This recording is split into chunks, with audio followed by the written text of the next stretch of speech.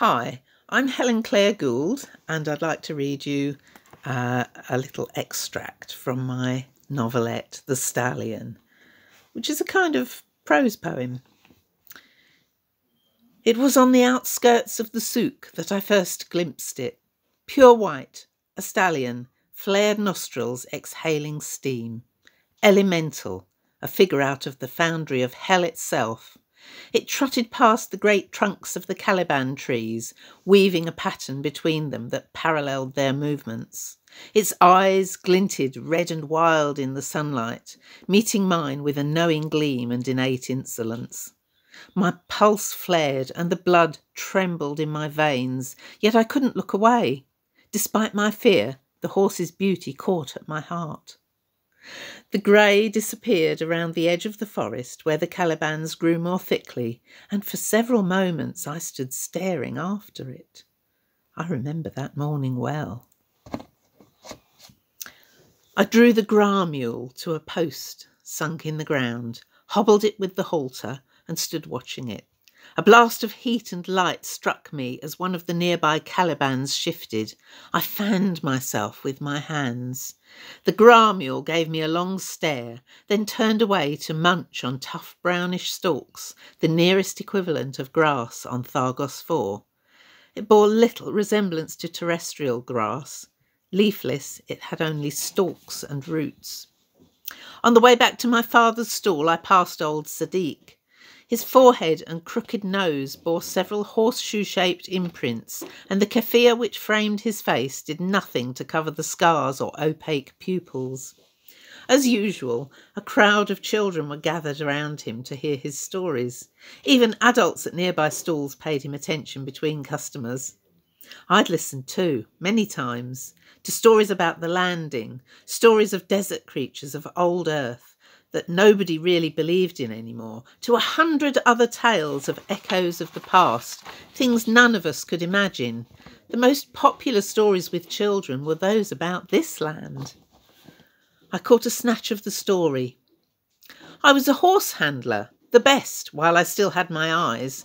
That's why I came here, to care for the horses we brought with us. My footsteps slowed.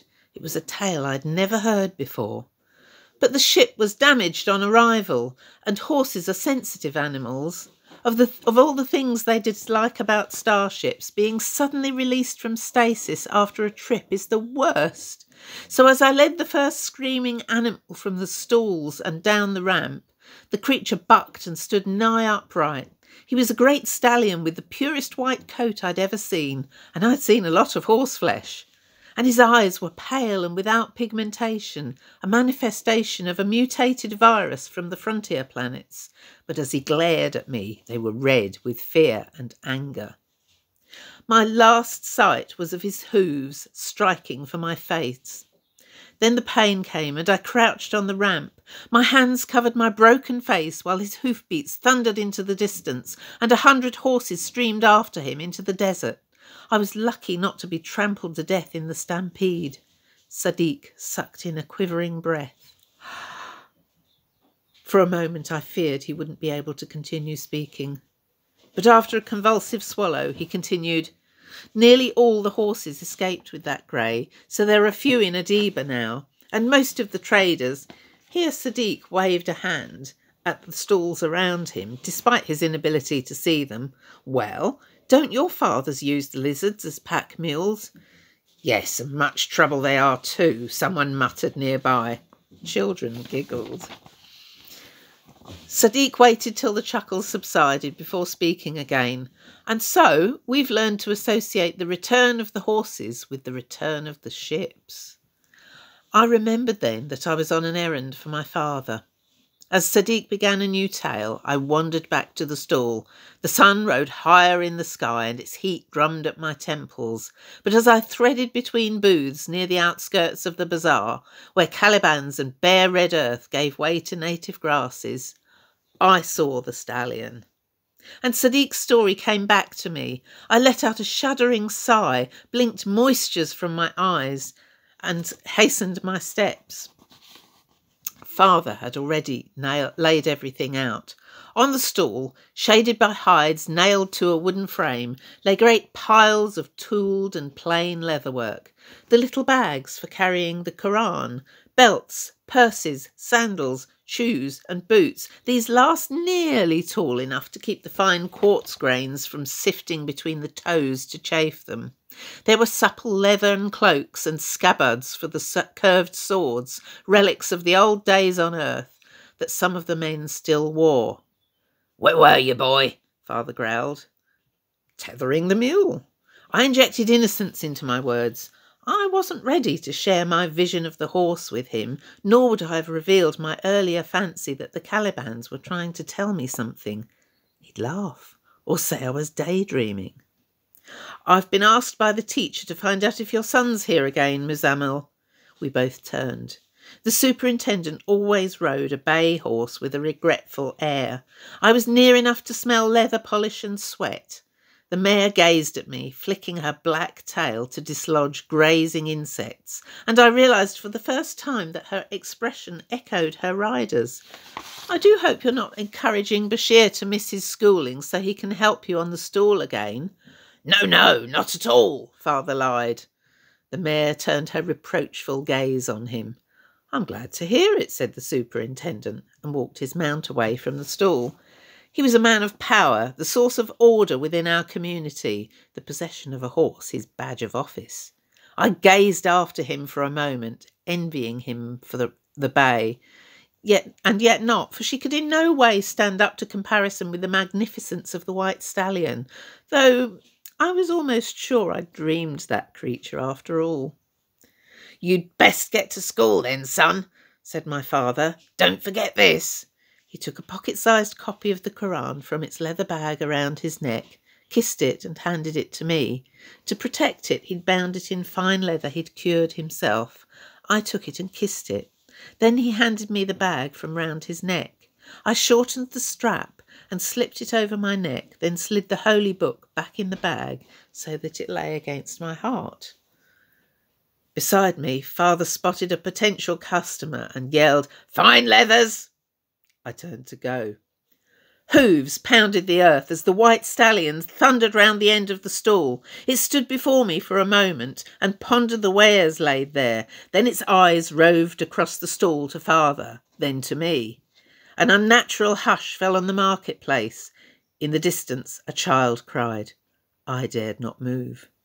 The great horse's flanks expanded. Its wild spirit and nobility filled those eyes. Red and slitted, they reflected the sun in the clearing. The marketplace rabble receded. For a moment there was only myself and the stallion in the souk, boy and horse juxtaposed, the wild and free against the chained. Then it drew itself in, and determination filled its eyes. It moved closer. It was huge. I stepped back involuntarily as I remembered how Sadiq had lost his sight. I held up my hands in a warding gesture. A pang tightened my stomach. It shook its head. Its silky mane flew in several directions at once, though the air was still. Its breath was hot on my skin.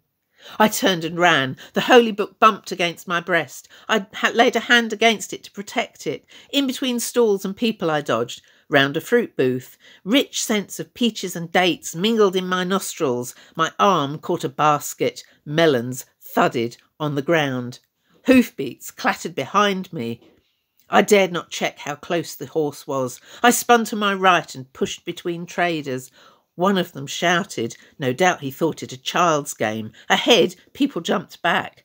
I wasn't sure if they sought to avoid me or the stallion. The hoofbeats were louder now. Terror invaded me. To my right was a stall crammed with brasswares. I sensed sanctuary within the frame, twisted and dropped to the ground, wriggled between the planking and curled up and hoped the stallion wouldn't see me in the gloom.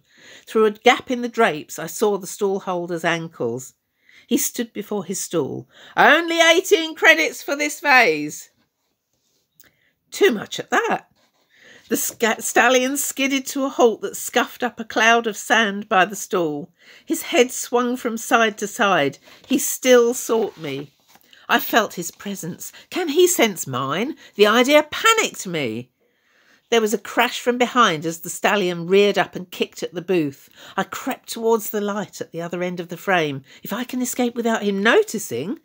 But as I squirmed back into daylight, the stallion awaited me. I backed away and dashed towards Father's stall. Out of the corner of my eye, I saw the superintendent ride up to a trader and shout something. The man nodded and turned away. I hardly had time to think. At my back, I felt a stall's planks and smelled the reek of leather. I'd gone round in a circle. Someone screamed. Father was on his knees. He wrung his hands before the great horse. His lips moved. But I couldn't hear what he was saying. I turned to face the stallion. His breath on my skin was hotter than the sun. The sounds of the marketplace receded, replaced by a sense of isolation from the rest of humanity. The stallion stood regarding me with that same quizzical look of reproach that the bay had worn. The superintendent dared not approach. I knew I had to get away from this insane creature. Surely he intended to kill me, or at least maim me as he had Sadiq. I thought to climb up one of the trees, but what if it moves as I climb? But the top of our stall was sturdy enough. Dead Caliban wood was forever stilled. I scrambled upwards. From my vantage point I looked around. I remember the brass nails in the top of the stall, holding planks and skin together. The smell of leather and sweat hung raw and crude in the air like distant battle smoke. I couldn't see Father. He must have fled. The stallion nudged the planking. I felt it shake and settle again. I clung to the frame. The stallion reared and struck the stall with hooves that glistened in the sunlight. Leather tore. The lower planks split like matchwood. My heart jerked. I clung to the centre frame. I put myself astride it. I crouched, unable to move anywhere. I was trapped. In the background, a voice repeated the same phrases over and over, but I couldn't make sense of the words. The carpet booth stood hard by our stall. It was just near enough to pull myself over. I wriggled along the centre frame. At the end, I cast a look at the great white horse. He stared back at me. I gathered myself up. I grabbed for the next stall top as I tried to escape the fate this creature had decided for me. All the while I held his gaze. My hands struck the centre frame. They bounced off, numb. I discovered then that Caliban wood was hard as iron, even cushioned with leather. I lost my grip and slid down the shade. My world narrowed to a sheet of red leather, to clawing for scale-barked wood with hands that didn't quite work, to listening between gasps for the hiss of breath and the sound of hooves. But I heard other sounds, the creak of leather and swish of fabric as men moved, a clash of metal followed by a curse, arrows knocked to bows, swords slid from scabbards. Understanding came. They're going to kill the stallion. Fear and sorrow overwhelmed me. His beauty had captured my soul, despite Sadiq's loss. Ready? That one word was clear, even against the background jabber of the souk. Swoosh! An arrow slit the air. It buried itself in the wood, not an arm's length below me. The shock ran through the stall frame. I turned to face the superintendent's men.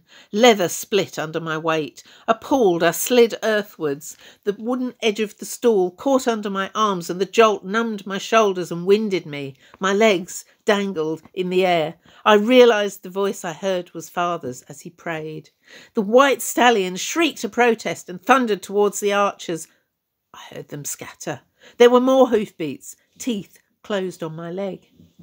I knew fear and expected pain. Strangely, none came, though the stallion had gripped my leg in his mouth. I dared turn to look at him as he tugged at the limb. His eyes were white too, but hot as ever, fuelled by desperation. That made us equals, each in our own way. The stallion released my leg. I felt his nose against me, exploring. He passed alongside, nudging me, and held my gaze with a look as purposeful as any man's. Of a sudden, I realised I'd misunderstood his intention all along. Weak with relief, I allowed myself to drop onto his back. I bent my head to his ear, and whispered, "What is it that you want?"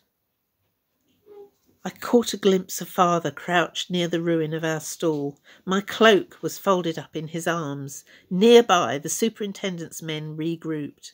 There were shouts from them. "This way, Bashir! Ride him over here!" Now they planned to trap the stallion, I realised. I held up my hands, to which awareness was flowing back in painful pulses to stop the archers from shooting. "It's all right," I called. "Put down your bows and arrows. He means me no harm." My father's voice was louder than the rest. "Bashir, come here, son." He ran towards me, but two of the superintendent's men grabbed him. He struggled in their grip. "Curse you, man, I want my boy safe. Let me get to him." He freed himself from one man with a punch, but the other held on tight. "Don't be a fool, Muzammil. That's a rogue horse there." The stallion drew in a lungful of hot air and whinnied a protest. He gave me no time to regain strength in my hands. We were away. I clung to his mane and lay low against his neck. Not even the superintendent dared follow us. We headed out into the desert, away from the Calibans. The sun bombarded us with heat and dust. The great horse thundered along beneath me. After a while, his hooves no longer sounded like steps, just urgent drum beats. I narrowed my eyes against the wind. The dunes blurred red around me. My hands had passed through the stages of numbness and pain and arrived at a place where only occasional hot needles stabbed them. Thank you so much. I hope you enjoyed that. It's from this little book, which you can buy for $2.99 on my website, or from me, or in Waterstones, or the Oundle Bookshop, or a few other places listed on my site, which is www.zarduth.com. That's capital ZARDUTH. Why did I choose such a difficult word to use? And it's basically, if you want to buy it on Kindle, it's always 99p. Okay, thank you so much. Hope you've enjoyed that, and see you again. Bye.